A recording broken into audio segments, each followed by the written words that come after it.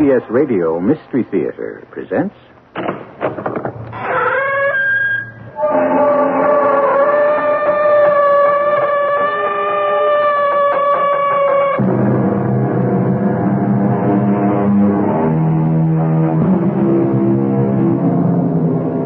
Come in. Welcome. I'm E.G. Marshall. Some people put great store in a phenomenon called fate. But the truth of the matter is, man makes his own destiny. We ourselves control that vital steering mechanism within each of us that determines whether or not we turn a certain corner, cross a crucial street, choose the right or the left fork in a road. In essence, we control that special moment that will determine the course of the rest of our lives. What you say is impossible, Professor. I can do it, Your Excellency. I am a scientist, and I tell you it can be done. I can send a man back into time. Oh, insanity. And once I've sent this person back, I will have changed everything, because history hinges on just one man. And who might that be? You, of course, General. You.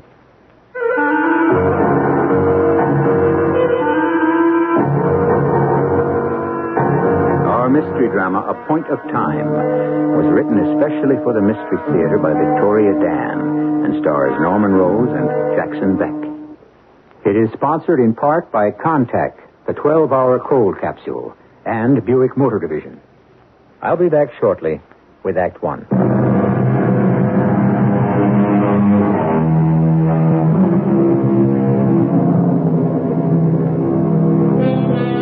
Welcome to the year 2052. Welcome to the celebration. The celebration of what? But of course, how could you know? It's the Jubilee, the 25th anniversary of the new regime of the great North Continent, the commemoration of 1/4 century of perfectly planned peace, of carefully controlled tranquility, in all an era of imperiously imposed rules and regulations. But is such a state so undesirable? After all, personal freedom is not too high a price to pay for prosperity.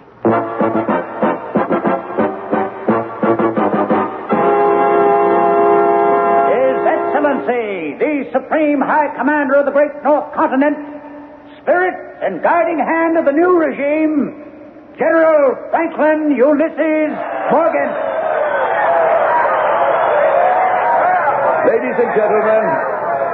Ladies and gentlemen, loyal citizens, we are assembled here today to observe this, our glorious 25th birthday.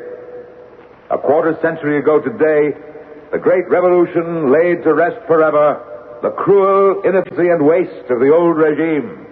But all the old ways have not completely disappeared. We must remain eternally vigilant, ever watchful of the malignant seed of dissent that lies hidden, still capable of destroying the cohesiveness of our society. Still, this is a day of celebration, not of fear. Today we are filled with joy. And so, in the name of the new regime of our great North Continent, I officially open this Jubilee. Let the festivities begin.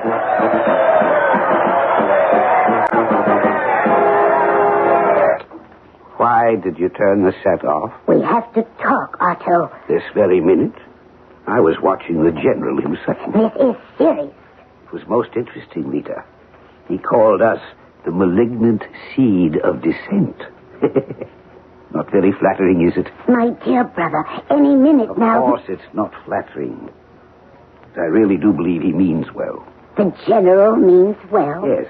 You see, I understand what motivates the man more clearly now. You mean you didn't understand before? I don't believe I've ever seen you so agitated, Lita. Shall I tell you why, Otto? It's quite simple. Our entire plan hinges on the fact that you understand General Morgan. Lita, dearest, I actually believe you're losing faith in me. Oh, I just don't know. This whole idea of yours, it's too fantastic. Inspired genius, that's what it is. Inspired insanity is more like it. Too many things could go wrong, and I'm not even talking about the displacement process yet. That's another thing altogether. Those calculations of yours are going to have to be so precise. I have always been a master of precision, little sister. Oh, Otto, face facts. We're old. Too old to be revolutionaries. Visitors approaching from the rear vestibule. Oh, no. Too old, you say? Well, obviously not too old to be arrested. How do you know it's the special police? I made sure my disloyal remarks were heard by the right ears. Bad news travels fast. Oh, Otto, please. Let's reconsider the whole plan. I'm frightened. Don't be, Lita. As you say, I'm an old man. What can they possibly do to me? Incarcerate you, interrogate you, torture you. You make it sound so grim. Discipline must be maintained. They have to make an example of someone. They need a human sacrifice. In what better time than the Jubilee? They're here. Open this door at once. Well, Lita, release the auto lock and let the gentleman in. What if the plan doesn't work? We have to take that chance. Open immediately or we'll blast the door open. Otto, what if the general doesn't agree to your plan? Open the door, Lita. But what if he suspects me? Suspect such a sweet little old lady. Oh, come now. Oh, it could all be for nothing. For nothing. We're coming in, Professor. Professor Otto Segram. Yes? I'm Colonel Edward Paul of the Special Police. How do you do? It is my duty to inform you that you have been charged with treasonous and contemptible acts against the state. I see. I'm also obliged to advise you of your rights. My rights? I wasn't aware one had any rights under the new regime. But you're mistaken.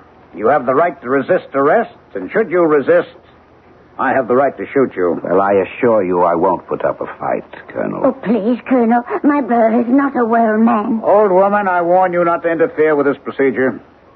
Come along, Professor. Of course, of course. Otto. Remember, my dear, remember the Latin, carpe diem.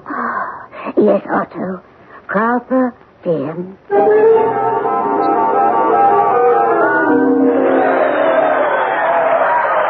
Benson. Yes, Your Excellency. Close that window. But, sir... That infernal racket is making my head explode. But it's the people, sir. I don't care. But it's you they're cheering. It is giving me a headache. Just close it. Very well, sir.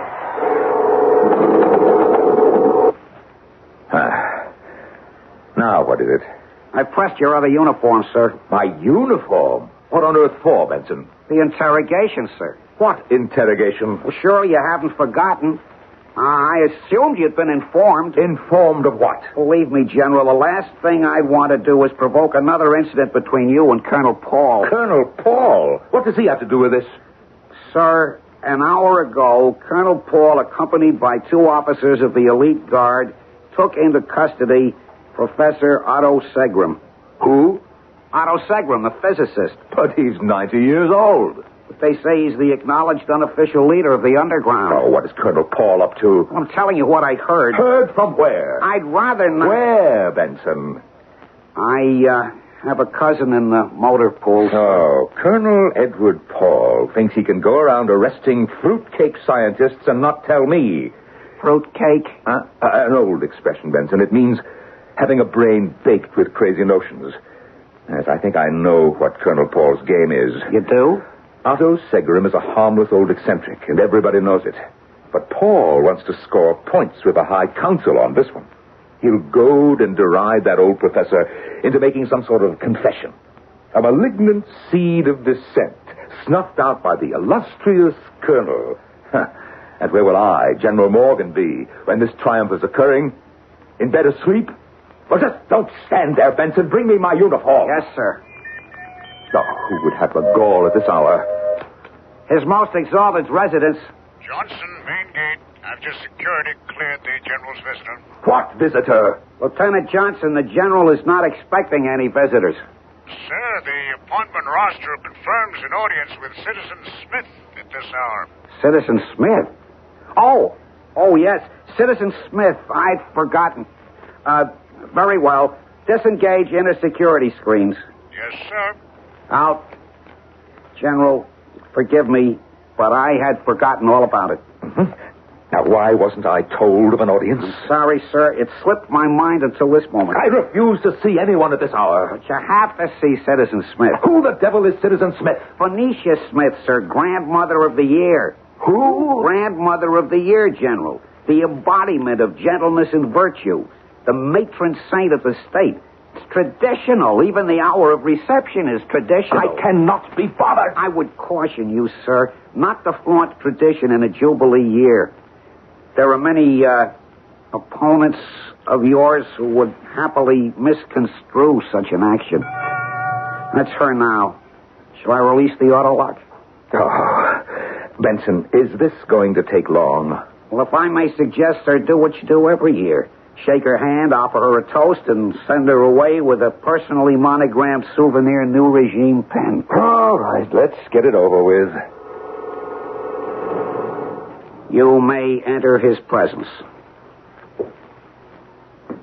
Your Excellency, may I present Citizen Phoenicia Smith. Charmed. This is an honor. Oh, yes, Citizen Smith. I would like to shake your hand. Oh, thank you, Your Excellency. Sir, if you will excuse me for a moment, I will attend to your uniform. Now, may I offer you a drink, citizen? Oh, no, thank you, sir. Yes. Well, before you go, I would like to present you with a small token of our esteem. Oh, an old-fashioned ballpoint pen. How lovely. I'll treasure it always. Now, I would love to chat with you longer, Citizen Smith, but you see, there are some pressing matters of state to attend to.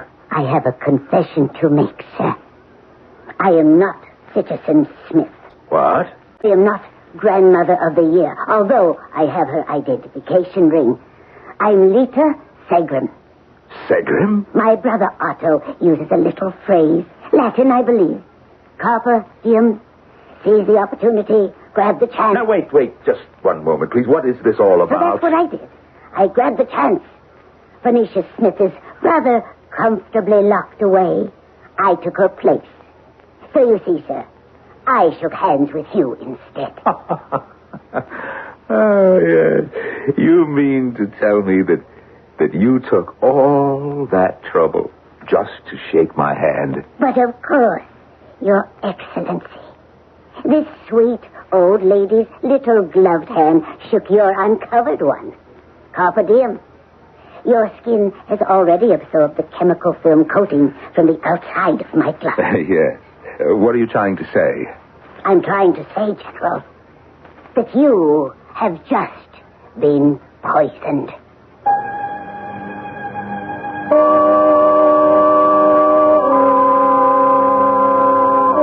History and legend are filled with examples of lethal brews administered to unknowing victims in the spirit of goodwill. In a way, then, it's almost an insult to think that the most friendly, amenable tradition, the handshake, can be transformed into a deadly ritual.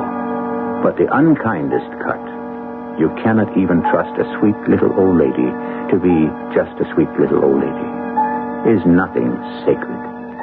We'll find out shortly when I return with Act 2.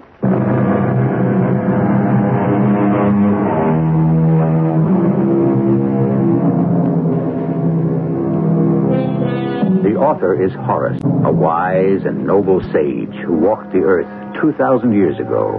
What he actually wrote was, Carpe diem quam minimum credula postero. Translation, seize the day. Put no trust in tomorrow. Indeed, the only thing one can trust is the moment. Tomorrow may never come. On the other hand, tomorrow may come, surely enough, but what good is it if we are not there to see it arrive?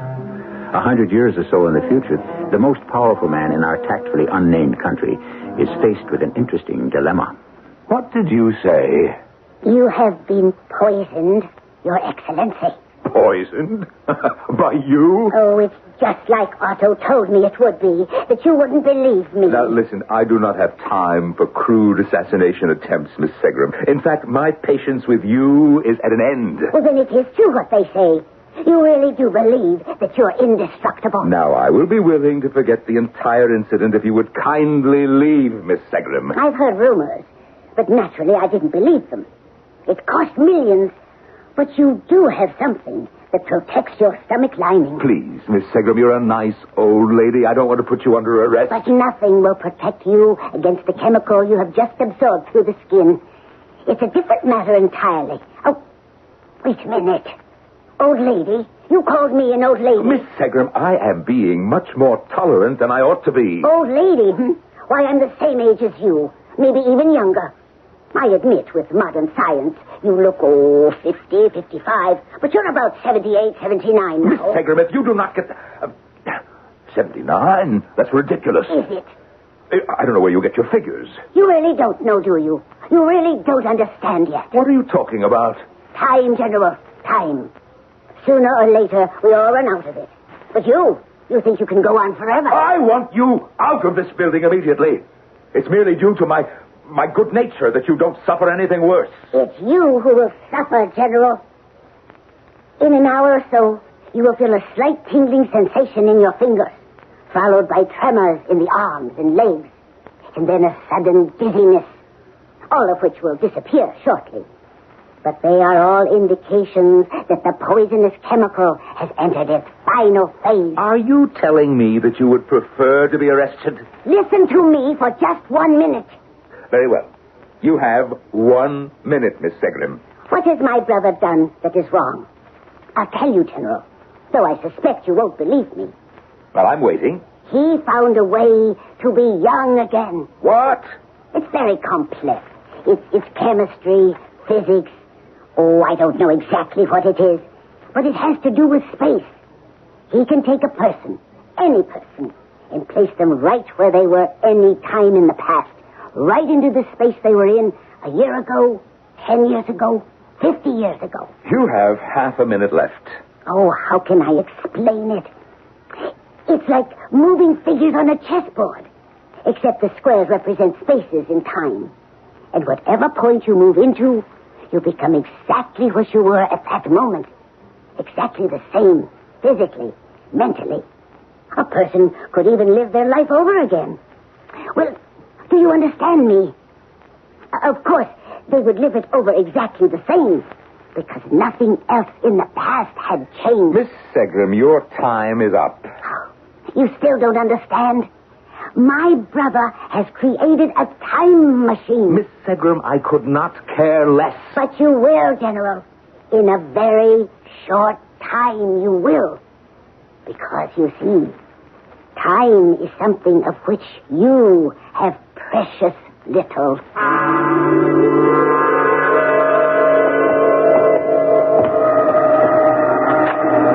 Sergeant, I gave strict orders to let no one what?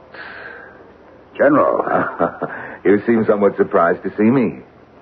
What are you doing here, Your Excellency? I might ask you the same question. I was interrogating the prisoner, sir. Oh. Well, what prisoner would that be? Professor Otto Segram. Oh, indeed. We arrested him this evening. That's odd. I do not recall signing any arrest certificate. Well, you didn't. Exactly. Then whose authority were you operating under? My own, sir. Uh-huh. You're taking on a lot more authority these days, aren't you, Colonel Paul? Well, I'm sure you would have approved if Your Excellency was acquainted with the case. Indeed. And why was I not acquainted with the case? Well, I did not wish to disturb Your Excellency at such a late hour. Oh, how thoughtful. I would have informed Your Excellency first thing in the morning. You seem to be taking a lot of initiative lately, Colonel. Well, I was forced to act quickly, sir. Oh? This man is a menace to the state. Otto Segram. You must be joking. He's a known subversive. Colonel, you've been reading your own press releases again. I can produce 50 witnesses who will swear. Oh, I'm sure that you can. He must be tried and executed. Of course he must be executed. By tomorrow morning, the public will demand it. The people want justice done. Yes, I'm quite sure that you have seen to that. Now, forgive me, Your Excellency, but I get the impression that you dislike the idea of a public execution. I am tired of all these executions, Colonel. Tired, sir? How many do we have? 50, 60 a year? Executions are the safeguard of the regime. Am I to understand that you no longer... Don't put words in my mouth, Colonel. Well, I wasn't... All right. I'm obliged to execute Segram. But between us, Colonel, how is a 93-year-old man a threat to the regime? There's been talk, General. Oh, enlighten me. He has been working on a certain device. What kind of device? He remarked to a colleague that he had invented a mechanism that could change the course of history. Yes? Well, don't you see? Could only be one thing. What? A bomb. You have evidence, of course. Well, I mean, your men searched the laboratory, of course. Yes, sir. And? We didn't find anything as of yet. Colonel. Sir? Colonel, you are a jackass. Your Excellency, I'm only doing my job. And mine, perhaps. General, I have to interrogate a prisoner. You are dismissed. But the prisoner... I will proceed with the interrogation. Professor Otto Segram. Your Excellency, this is an honor. Let's dispense with the traditional hard sell and customary torture, and you just confess immediately. Confess to what? Criminal and traitorous acts against the regime. I have nothing to confess. Well, confess anyway. It looks better. What do you mean it looks better? Well, you know, on the execution decree. You'd actually execute an old man. Professor, you are old. I am old. Who isn't old? What does chronological age mean nowadays? Look at me. Just look at me. How old would you say I am? 50? 55? Yes. I am 78. That's the miracle of modern science. You don't feel it all strange? What do you mean, strange? A tingling in your fingers? No. A little dizziness, perhaps? I am the one who is doing the interrogating. Didn't my sister pay you a visit this evening? Yes. A very attractive woman, for her age. Deliberately tried to provoke me. She told you... We spoke briefly, but let us get down to business now, shall we, Professor? There is no antidote, you know. You know, I regret having to execute you in the morning, but it's one of those irreversible situations. So is salicylic dimeth compound C42, the poison that is slowly penetrating your bloodstream. So hold on, Professor. Your sister tried to convince me that I had been poisoned, but neither of you understands that... You seem remarkably unperturbed for a poisoned general. Let me enlighten you. I am unperturbed because I cannot be poisoned. I am immune. Is that a fact? You think others haven't tried to assassinate me before? General. I haven't held on to this job for 25 years because I'm lucky. Well, I can tell you, I never get into my car until after it has been checked. I always wear a blast shield, and my stomach lining and skin cells have been permanently treated with a special, unique chemical that immediately neutralizes any corrosive or poison. I know. I created it some 20 years ago. No, it was formulated by my scientist general-in-chief. I know him very well. Old pupil of mine. Bit of a scoundrel, though. Well, since I created the protective chemical, I also created the destructive answer to it. Huh? I don't believe you. I think you should start feeling the discomfort by now. Professor, I have been more than patient with you, and... But why am I discussing chemistry? Physics. Now, there's an adventure. Distance, space, time, an infinity of wonder in a single point. Oh! Something the matter, Your Excellency? No. Your hands are shaking? It's nothing, it's nothing. Yes, your hands are shaking. The poison has taken effect. No, you're wrong. Now, what's the matter with your feet?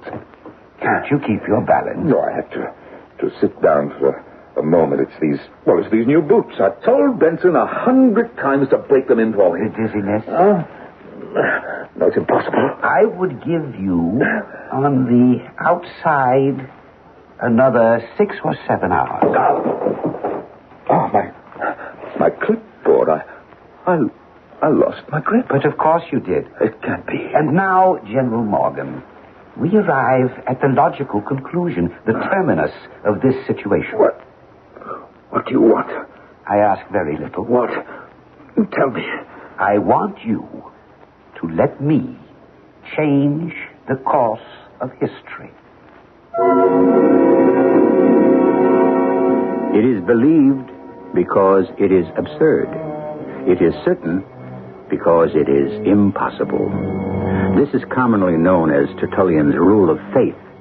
Notice how we repeatedly refer back to ancient Romans for present-day wisdom. What is absurd, after all? The absurdities of yesterday have become the commonplace of today. And so isn't it only logical that the impossibilities of the present are merely the sure things of the future? And you may be sure of one thing. In the immediate future, I'll be back shortly with Act 3.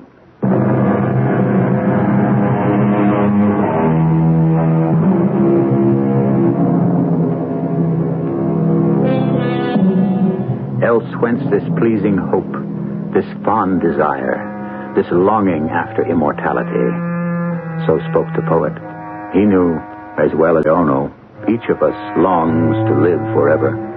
The bravest among us can become the most shriveled coward in the face of death.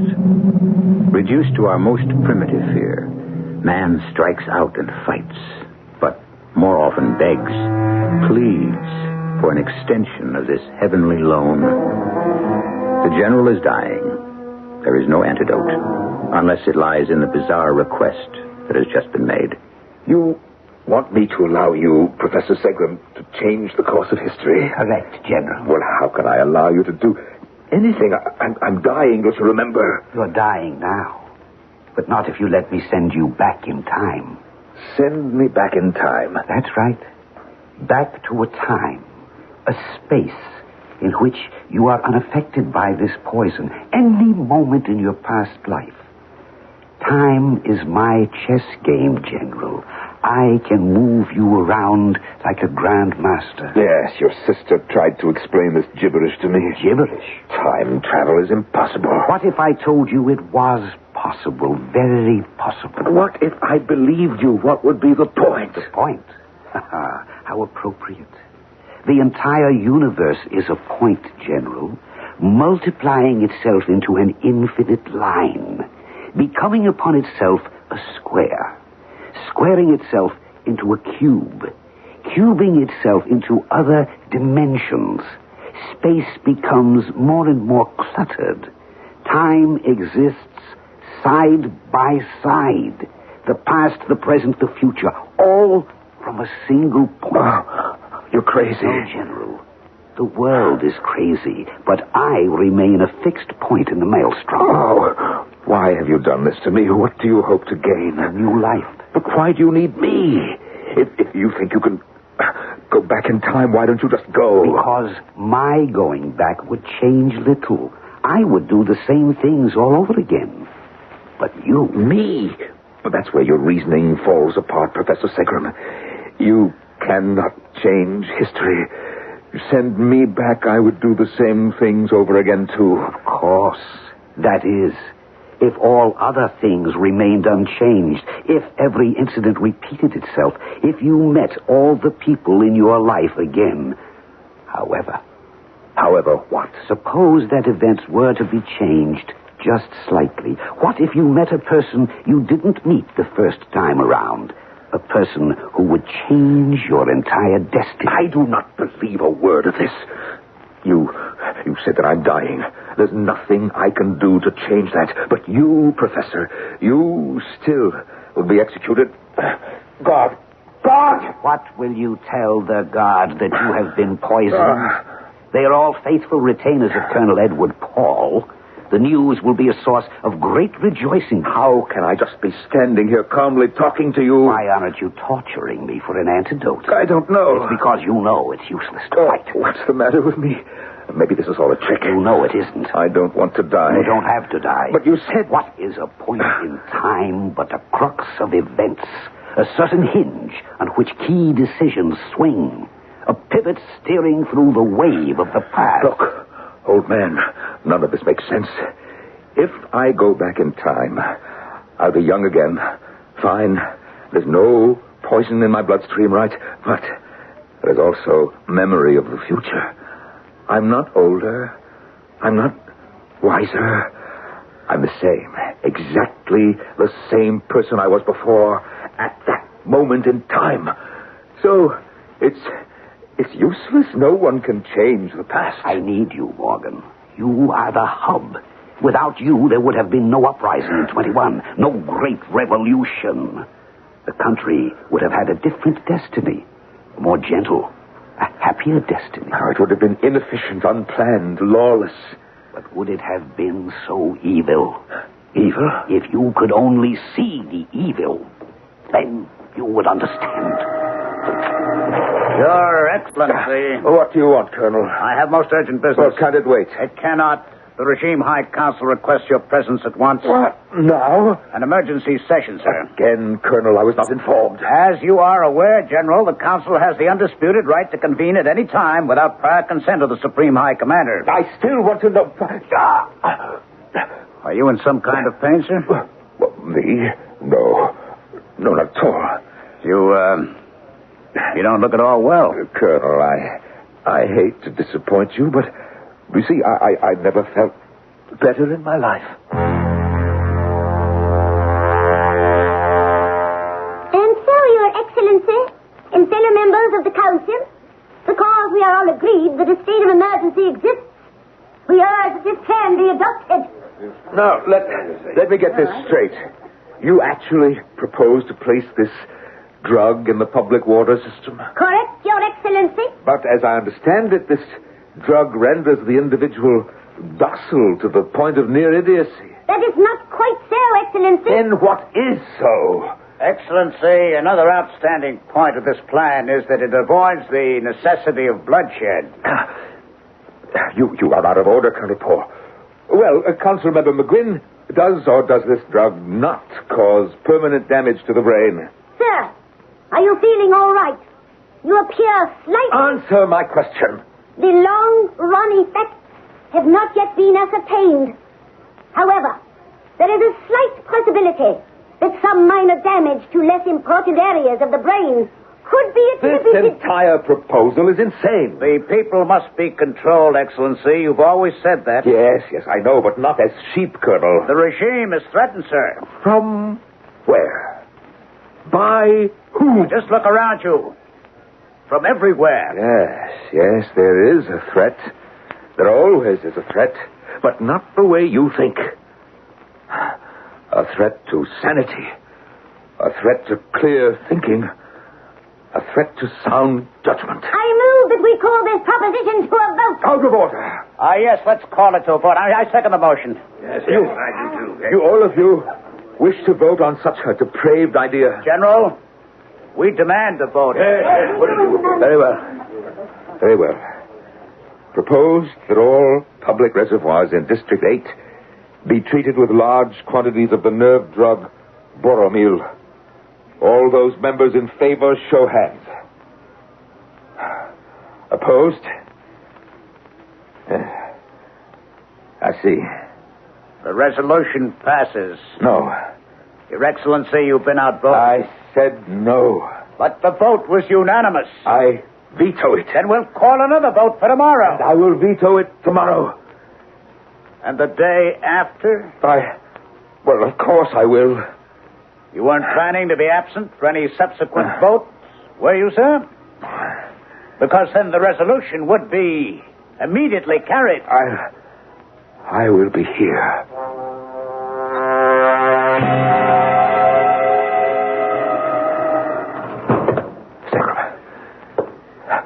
Segram, you said that there is some kind of solution, something crazy, impossible but a solution. Yes, General. Well, I put my faith in anything now. What is this deal that you want to make? You let me go. That's it. All I need is an hour. Oh, what can you do in an hour? Change the course of history. Keep saying that. I still don't believe that you can. A point in time.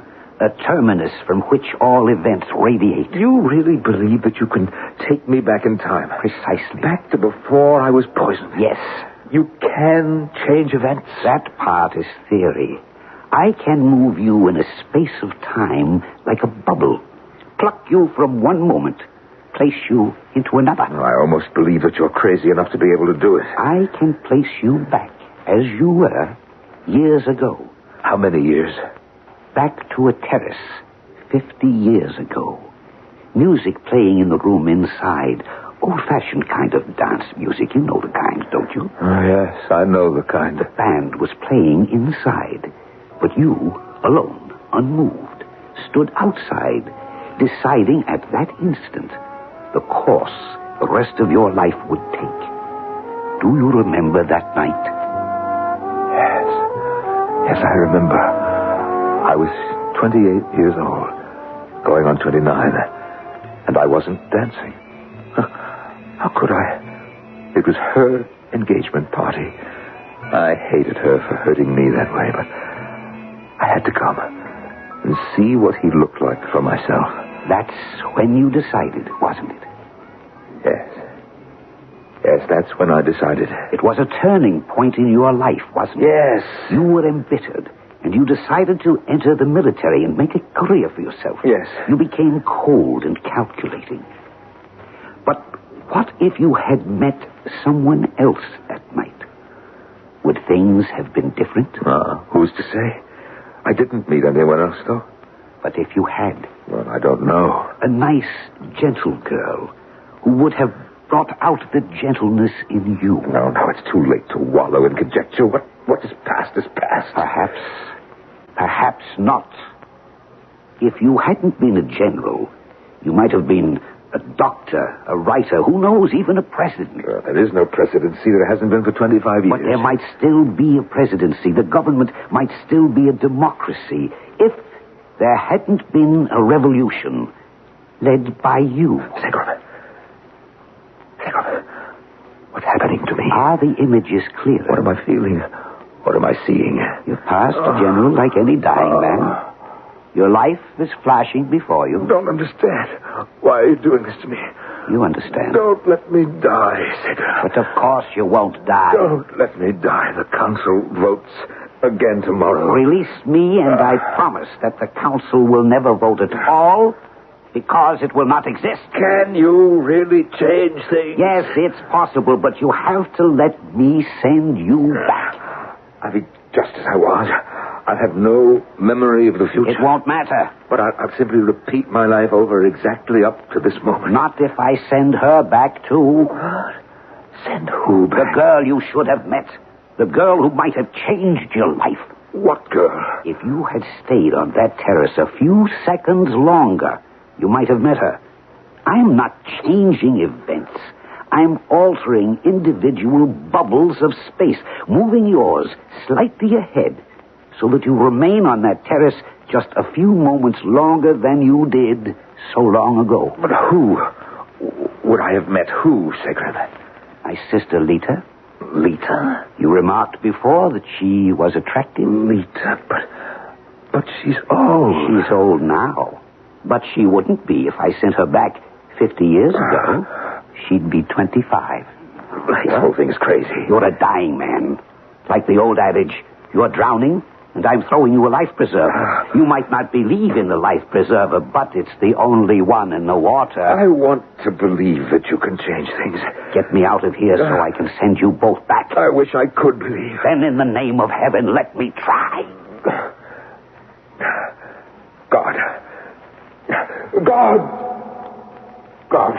I want this man released into my custody.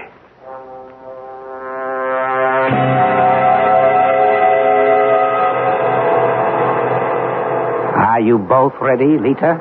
Yes, Otto. Miss Segrov, if this machine of your brother's actually works, we will be meeting again. Yes, we'll be meeting again, General. But neither of us will remember any of this. I know. That's why it's chance. You see, I like you now. I like you now.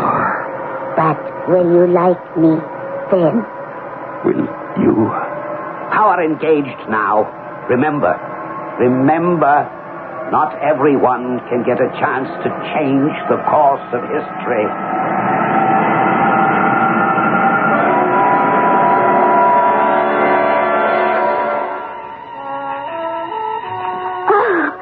Oh, excuse me. me. What do you want? Why, I didn't realize anyone was out here. Oh, I just wanted some fresh air. Who are you? I don't remember seeing you inside. It's funny. I just got here. I was about to start a dance with my boyfriend, but suddenly I'm outside here. Oh, you came with your boyfriend? Oh, he's not really a boyfriend, just a date. What's your name? Lita. Lita? Mm-hmm. Hey, very pretty name. Thank you. But then, you're a very pretty girl. Well, you're rather nice yourself, Mr. Morgan. Ulysses Morgan. You know, a minute ago, I was depressed and bitter, unhappy. But now... Yes? I have a question to ask you. Well, ask me. Lita, where have you been all my life?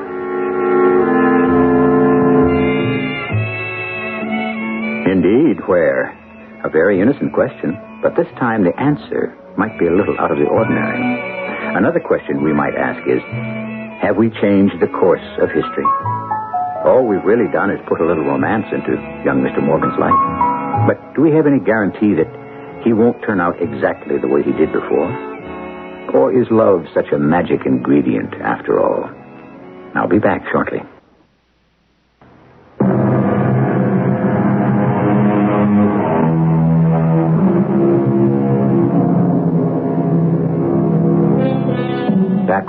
Turn backward, O time, in your flight.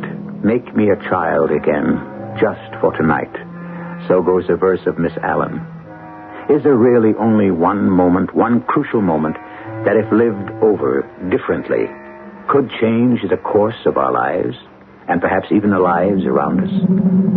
We are, after all, part of one great tapestry, and the threads of each individual life weave together to form the whole. Our cast included Norman Rose, Jackson Beck, Ralph Bell, and Evie Juster. The entire production was under the direction of Hyman Brown. This is E.G. Marshall inviting you to return to our Mystery Theater for another adventure in the macabre. Until next time, pleasant dreams.